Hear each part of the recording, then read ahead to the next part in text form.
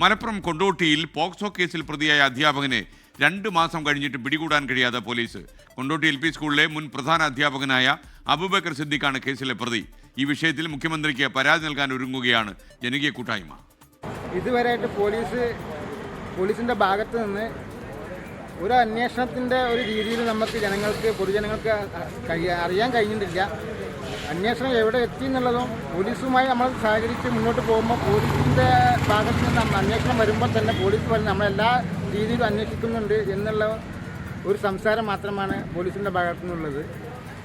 പക്ഷെ പോലീസ് എന്ത് ചെയ്തു എന്നുള്ളത് ഇതുവരെ 2 മാസമായിട്ട് ജനങ്ങൾക്ക് അറിയാൻ കഴിഞ്ഞിട്ടില്ല. മലപ്പുറത്ത് നിന്ന് ബിപിൻ സി വിജയൻ വിവരങ്ങളുമായി ചേർന്നു. ബിപിൻ, അപ്ഡേറ്റ്.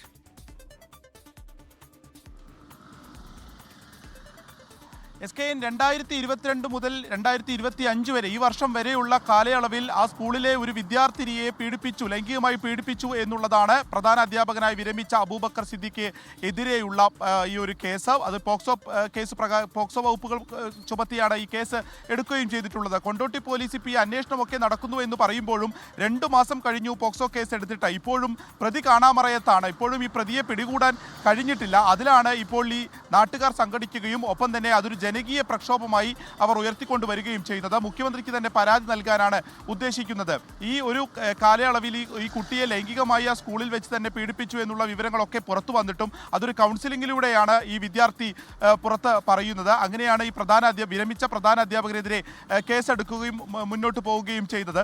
അപ്പോൾ ലുക്കൌട്ട് സർക്കുലറൊക്കെ വിമാനത്താവളങ്ങളിൽ, അതായത് മറ്റ് വിദേശ രാജ്യങ്ങളിലേക്ക് കടക്കാതിരിക്കാനുള്ള നടപടിക്രമങ്ങൾ എടുത്തു എന്ന് മാത്രമാണ് പോലീസ് പറയുന്നത്. പക്ഷേ ഇപ്പോഴും 2 മാസം കഴിഞ്ഞിട്ടും ഒരു പോക്സോ കേസ് പ്രതി കാണാമറയത്ത് അല്ലെങ്കിൽ പിടികൂടാൻ കഴിഞ്ഞിട്ടില്ല എന്നുള്ളത് വളരെ ഗൗരവമുള്ള ഒരു കാര്യമാണ്. അതുകൊണ്ട് തന്നെയാണ് ആ പ്രദേശത്തുള്ളവരും നാട്ടുകാരും ഒക്കെ ചേർന്ന് ഒരു ജനകീയ സമിതി രൂപീകരിച്ച് ഇതിനെതിരെ ഒരു സമരമായി രംഗത്ത് വരാൻ ഉദ്ദേശിക്കുന്നത്.